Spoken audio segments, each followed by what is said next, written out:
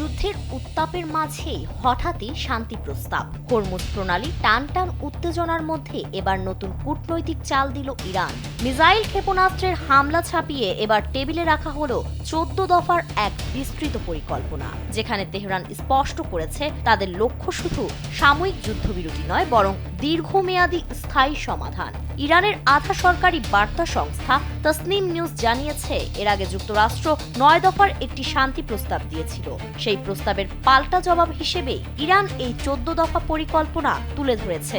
জীবন অবাক না করলে কে করবে? 28% মিল্ক ফ্যাটের অবাক করার সাথে ফ্রেশ মিল্ক পাউডার। জীবন অবাক করুক প্রতিদিন। পাকিস্তানের মধ্যস্থতায় চলমান এই কূটনৈতিক তৎপরতা এখন নতুন মোড় নিয়েছে। ইরানের প্রস্তাবে একাধিক কঠোর শর্ত জুড়ে দেওয়া হয়েছে।